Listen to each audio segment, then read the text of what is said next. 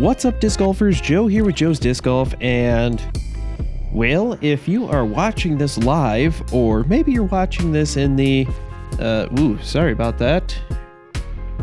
The microphone boom arm is a little squeaky there. Maybe you're watching this live, maybe you're not. Maybe you're watching this as a post-produced piece of content, and if you are, you might have noticed some changes here. Like, I've got this sweet LED neon-looking thing right behind me. That is my sweet pink flamingo. If you're not watching this at some point, you should. You really should. Because it is super sweet. That is Star Souls behind me. That is a reference to back in the day when I did video game news, videos, streaming, that kind of stuff. All the fun jazz that would come along with that.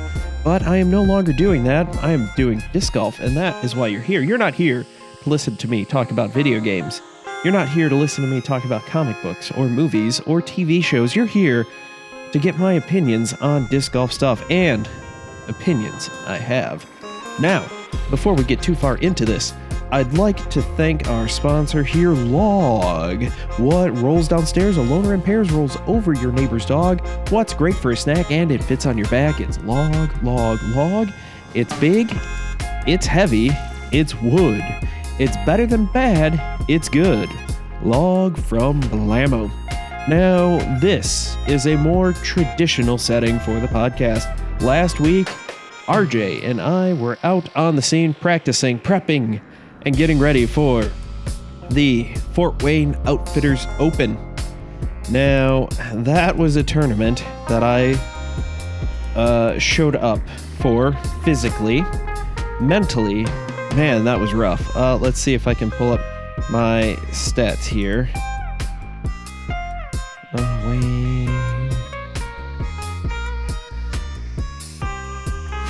And I just did not do so hot. But that's okay. That is something that has... Oopsies. Let's go to that one there. Come on, iPad, you can survive. There were a total of... this poor iPad, it is dying so hard. There were a total of 18 people who participated in this, and I managed to get 9th out of 18. I shot okay. Now, as the title says, there's going to be a post-mortem on this, because this is the dead, decaying body that is my tournament round. Yes, it is. But I want to use this as a teaching moment, because I might just cry. No, I won't actually cry. I do want to use this as a teaching moment here, because there are a lot of things you can learn from looking back at your round, and not just, oh, I played like this. I played like crap. I played really good. I played whatever. It was this, it was that, it was whatever, this, that, or the other thing. You can make excuses all you want, and this may or may not have been inspired by the poor conditions that the pros had to play in this past weekend at Idlewild, where it was bad. There was lightning. It wasn't fun. It was not fun at all. Drinking some good old water here in preparation for my next tournament, the Crush at the Commons. But that is something we'll go over in a little bit. I almost forgot.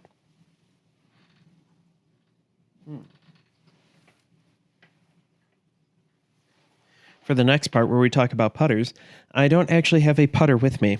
You may notice a slight change to your host here as well. He is rocking a new do. Check that out. Haircut right there. It is beautiful.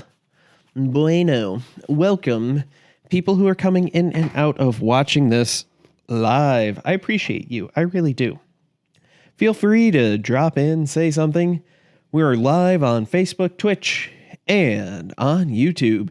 So if you're watching this later, listening to this later, and you want to watch this, usually go live around 8:30 p.m. Eastern Standard Time on all those locations. If not, you can catch the wrap-up show, the post-show so to speak, in the aftermath here. That is the YouTube rebroadcast, or however you want to say it. I don't know. Kind of lost my train of thought there, but I'm looking back at my round here. I managed to take 9th place, only just. Had I got 1 stroke better, I would have tied for 7th, and so on and so forth. We could play the what if game all day, but the wind was a factor. But here's the thing, everybody had to play in the same conditions. I started out well. Now, I like to go through what are some things that I did well. I started out strong on hole 1. I believe I was the only person on my card to get a birdie. And then I believe I was the only person on my card to bogey the next hole, where I had an unfortunate series of events where I thought I threw the disc hard enough, thought I threw it with just enough anhyzer angle. I did not. I ended up hitting into a tree, a very low-hanging tree, and had to take a knee from the middle of the fairway. And I was maybe 300 feet off the tee. You say, wow, that's not a bad drive. Well, I was still about 300 feet away from the pin, and I had to take a knee to try to get it. It did not work out so well.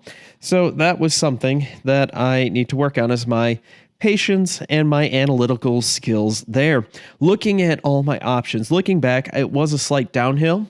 I could have thrown a forehand roller without much issue and probably got more probable distance than when I tried to throw my air shot. Now, my air shot ended up getting, like I said, worm burn, and it decapitated a few of the worms there, but hey, it is what it is. Other than that, the first round, my forehand was actually feeling pretty good. I just could not seem to catch a break. And that was more so with how I was playing mentally. There were some holes that I usually go to, stretch of 11, 12, and 13. I usually birdie all of those. We were playing from red tees on there. We had a mix of blue and red. I was like, all right, cool, sweet. I will be able to birdie, birdie, birdie, get on this birdie train rolling. And I didn't. I was trying too hard. I was trying to put too much into it. I was thinking too much about it and didn't just relax and have fun. What I ended up doing was overthinking, and knowing that I had to do something, I was missing putts low. I was hitting the cage. I was missing putts high. I was hitting the band. And I would say everywhere in between, but everywhere in between would have actually been hitting chain and making it. So I was not there. I was not making that. My putt was feeling good. The thing was, like, the stroke was feeling good. I was feeling good about it. Everything felt fluid. Everything felt great. My grip felt good. Now, this is a mid-range that I'm holding here, but very similar grip. I kind of wrap around the front here, as you can kind of see. If you're listening to this, I'm taking the disc, I'm putting it in my hand, kind of, instead of having my pointer finger straight on the rim, kind of curls a little bit. I always putt with a beaded putter. That's why holding this Justice isn't too bad. And then I kind of have a fan grip underneath. Now, that was the thing, was my putt was feeling good.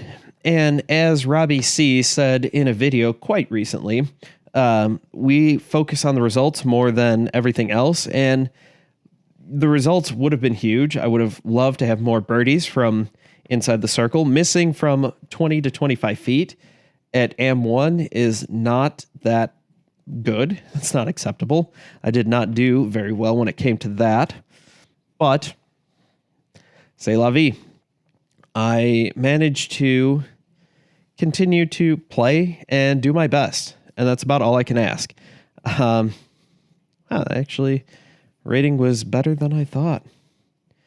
But as I digress and get off track here, I do want to talk about that and how focusing on the motion, like, everything was feeling good. I was having a little bit of trouble reading the wind, so I was going low, going high, but I was hitting metal every time, dropping birdies every single time. Now, that is great if you're putting from, like, circle 2 and beyond, but I was not. I did hit some long putts, and that was feeling good. My backhand felt a little off. That is something I could work on. Unfortunately, I don't have a lot of time to work on things here. But that's just because family life. So I take the things where I can, and I rely on just working through the motion with the backhand. Ooh. Excuse me. Working through the motions with my forehand, and just really trying hard to focus on the process, focus on the motion, and kind of forget about the results a little bit. I got into round 2 feeling really good. Unfortunately, did not play as good as I was feeling again. The putt was feeling better. I had a couple chain outs because we went from mocks to veterans, and they catch just a tad bit different. So I hit a spot in the chains where the mock would have caught no problem. And it was low, I want to say low left, low right. And I got a little bit of a spit out. It wasn't too great, but hey, it is what it is. And I've got something in my eye here. Sorry about that. So there's that. We've also got, wow. Oh, man, my allergies started just kicking my butt right now. So that's kind of that. That's kind of my thought process there. A little harder for me to go over this a week after it's happened rather than the next day, usually day of. I'll just start looking at what I've done, what I know I can improve, just looking back at some spots where I lost strokes, where I might have just made a poor decision, where I didn't look at everything. I hit first available twice on a beautiful drive towards the end of my, I think the cat's going psycho upstairs now, towards the end of my round. And so that wasn't great either, but it is what it is. Very happy with how I ended up overall. Looking forward to the Crush at the Commons, which is coming up here. That is 2 rounds at 18 holes. What? Oh, there's a ratings update. I guess we could talk about the ratings update. Did that take into account? It did take into account the Fort Wayne Outfitters Open. Woo! All right. Look at that. Ratings updates. How did you guys do? I went up. I finally got some stuff dropping off. Oh, thank God. Ooh, thank God that one fell off. That one didn't count. Woo. That fell off. All right. Let's look at that ratings history. I believe that I am currently rated the highest I've ever been. Just want to double check that. Yes, I have. Shot up there pretty good. Yes. Yay. Go me. What the heck? Oh, points gained. Yeah, so when I started playing again, I jumped up huge. Jumped up bigly. I jumped like 30 points. I had 34 points. Because when you don't play a rated round for a couple years, it's very easy to jump up quite a few. But right now, I am the highest I've ever been rated, 927. Slowly working my way up. I would have liked to have been 950 overall, but I got old crap that needs to drop off, new crap that's coming up. The Crush at the Commons, I'm very excited to play. There are currently 10 people in my division. AM1. And it looks like there's a couple people rated right around me, a couple people rated less, a couple people rated more. Oh, excuse me. Got some people coming in from Michigan, Ohio, not too surprising. Those are like 20-minute drives from where we're playing, both states, and Minnesota. Hey, we got a guy coming in from Minneapolis. There is a college up there, so I would not be surprised if that is one of the college students up there. But we got that, which is nice. Cool. Now, what we're going to do, here are some tips that I have for putting. These are things that I've learned, either through some videos or just some self-discovery. Now, I am a spin putter. And one of the things that everybody says that you have an issue with spin putting is generally missing left and right, and you will blow past the basket. I generally don't have that issue of missing left and right outside of like, and now I'm putting back a circle 2 or trying to throw in from like 80 feet. I will actually get in my stance and putt. I will put some loft to it, but I will still spin putt it. Now, how I do this, and this is, I got a question when I was out on the course practicing for the Crush at the Commons. I got a question from two of the guys I ended up playing with. Two super nice dudes. I'm blanking on names. We didn't exchange names until after we were done with our round because we were all idiots, but you know, whatever. We all have our moments. I can't remember. I'm also terrible with names, so I feel bad. So guys, if you're watching, I will talk to you on Saturday if we're not underwater. But what I do for this, and this is my putting style, apparently it is very much like Ken Climo's. I have not really watched any old stuff at all. I just kind of roll with what I'm doing here. This is what I normally do. This is what I figured out. So apparently Ken Climo and I have the same thought process when it kind of comes to putting. Good, bad, or indifferent. Hey, I'd like to think it's good because I've got something in common with the 12-time world champion. We have the same thought pattern, at least when it comes to putting. His execution, significantly better than mine. Not even close. Like, not even close. So my grip that I have is kind of a fan grip with one finger up. Talked about this a little bit ago, but I'll make sure I grab the disc, not too tight, but tight enough. I'll have the thumb kind of on top, just like that, in a natural position. I don't try to go all the way out. I don't try to go all the way up to the rim. I don't try to get all the way out to the middle. I just try to have it in a nice neutral position. I used to have my pointer finger straight out on the rim. Now I kind of curl it a little bit. I putt with classic soft judges, so those have a bead on it. And if you don't putt with a bead, you're a terrible human being. But I digress. That is just a fact. Sorry. And as you wrap your finger around like that, that's what's comfortable for me. That's about all I can say. That is what is comfortable for me. Now, what I like to do then is, it took me a little while to get used to it, but I had noticed as I'm going through my putting stroke, before I'd kind of keep my wrist straight, kind of neutral, kind of like that. And as I'd come back, I'd curl my wrist and then go. And I was missing left, I was missing right, I was high, low, left, right, all over the damn board. What I decided to do after that is, as I come up, I curl up and the disc is actually touching my forearm. So I'm still holding it, and that way I know when I come back, I'm always starting from the same position. And consistency is key. And that's one thing that's really helped me. And because of that, I get a lot of spin on the disc. One of the other things I like to do, besides that, is, I'll adjust my hips, and depending on how far away I am, depends on how much lower body action I get into it. But one thing I like to do as a drill, essentially, is you take the disc, grab it like you would normally for your putt, and I just flick my wrist and see how high I can get it. I'm sitting down on my couch. I'm sitting at work. I got some time. I'm walking up to my putt. I do this. It's totally legal to do. I'm not trying to propel the disc forward, so it's not a stroke. It's not a penalty, anything like that. I'm just trying to work on getting consistent.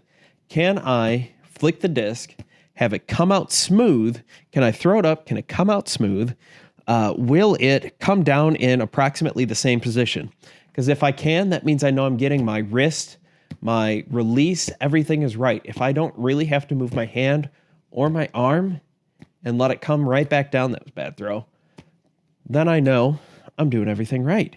And that's just kind of one of those things that I do. That's a drill. It's also, on top of that, it'll strengthen up your forearm muscles. I putt max weight, so 175 grams. That's this is, I believe, an Air Justice, if I can get this right. So this is 159 grams. But again, same idea. I'm just tossing it up. I'm just trying to catch it in the same spot without trying to move my hand. Now I'm trying to do everything on stream here, not hit my super nice microphone. Thank you, Earthworks and Sweetwater. Want to give a big shout out to you guys there. If you have any music audio needs, anything like that, if you want to get into podcasting, check out Sweetwater at sweetwater.com. They're not a sponsor. I just think they do fantastic stuff. I've gotten pretty lucky so far, and they're pretty awesome. So that is just kind of one of those things there that I like to do to help me get in the right mindset. I'll do that.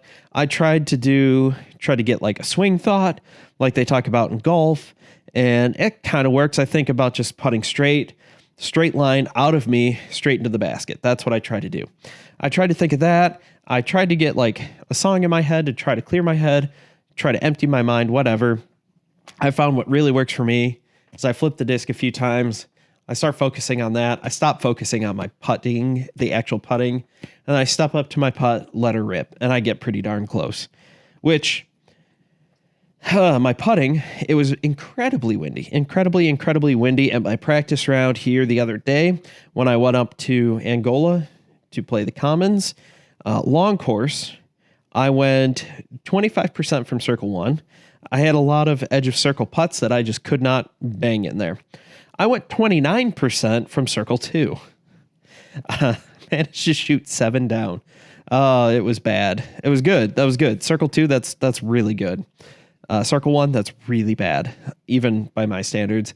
But it was also a new course. It was windy. I was trying to learn it, throwing multiple shots. My shoulder got a little tired, but that's okay. I actually had a few drives. I finally bagged the Kristen Tatar Grace, the Orbit Grace, and is it so good? It is so good. I was throwing that thing so far. It was beautiful. I loved it. And so I was able to do that. But before that round started, I did a proper Disc Golf Healthy warm-up. Yes, ladies and gentlemen, Disc Golf Healthy has officially launched. We've got 2 videos on the channel. Yep, 2 whole videos on the channel. We also have a website with those videos, as well as a few other exercise things written out, mostly working on the shoulder. I've got an ankle thing coming up as soon as I can get that recorded. Planning on doing elbow, wrist, forearm, all as one video and write-up. I have GIFs with it. So if you're uncertain of how I'm describing an exercise, I have a little 4-second clip right next to it so you know exactly what I'm trying to do. It's pretty awesome. It's pretty sweet. DiscGolfHealthy.com. That's DiscGolfHealthy.com. And my goal with Disc Golf Healthy is to come out with rehab-y exercises, things that can help you do better. I'm working on an article about why you should be properly hydrated, both before, during, and after a round, mostly because hydration takes at least a day to kick in, essentially. That's the nitty-gritty. There's more to it, but generally speaking, the easy way to remember is if you want to be hydrated, it starts the day before. So I've got an 9 a.m. tea time on Saturday, so I'm going to be chugging water, not too much, obviously, but enough water to keep me hydrated, properly hydrated for that round. Now, dehydration can affect your performance, your physical performance, and this has been done in weightlifting, in combat sports like wrestling, judo, jiu-jitsu, insert combat sports, and hockey are the main ones that they've talked about that I found articles on that are available to read the full article, the full scientific article. And it boils down to, depending on which study you look at, anywhere from a 3 to 15% decrease in performance if you're not properly hydrated. Now, proper hydration starts at you get your ideally, you would like to take the specific gravity of your urine, but that's a whole different thing that you don't need to worry about. If your urine is a light yellow, almost clear, that's good. You're hydrated. If it's darker, it's not. If it's really dark, you might have some other kidney issues going on, but that's not what we're here to talk about. So you want to make sure that you're properly hydrated. Then you want to go weigh yourself. Whatever your weight is, that's your weight properly hydrated. You lose 2% of your weight while you're out there, as little as 2%, just 2%. If you are 100 pounds, that is 2 pounds. If you're 200 pounds, that is 4 pounds. And you do the math in between. You lose that little bit of weight and your performance is going to suffer big time. So the important thing there is to make sure that you are properly hydrated. Drink your water, drink your Gatorade. Don't drink coffee. Don't drink Monster. Don't drink pop. Don't drink all that stuff. That's not good for you. That's not going to help you get hydrated. Don't drink beer. Beer is not good for you in terms of playing out there to your best of your ability. Forget the consequences of alcohol and drinking during a tournament, but in general, that's a bad idea. Now, for proper recovery, you want to drink chocolate milk. And honestly, here's the thing. If you're over 21, if your round is done, beer isn't the worst thing for you. You should be drinking a bunch of water after that, but it's not the worst thing for you. Especially if you're drinking something like Keystone or Bud Light. It's basically water anyway. Carbonated water. Those are all the things that I had planned to talk about here. Now, if anybody out there has anything they want to talk about, feel free to jump in. Let me know right now. Type up your questions, comments, concerns, screams of pain, and let me know down in the comments below this video. Let me know on Apple, Spotify, wherever you get your podcasts. Be able to go there. I did get an email the other day about joining a new podcast distribution area. It looks like someone's trying to listen there on Podvine, I think it was. I'd have to look back at my emails. But that is about that. So thank you all for watching. Don't forget to thank Treesus when you get a beneficial tree kick. And if you get kicked back deeper into the woods, then you need to reflect and repent because you have transgressed against Treesus. And don't forget, as always, I've been Joe, you've been awesome, and I can't wait to talk to you all in the next video.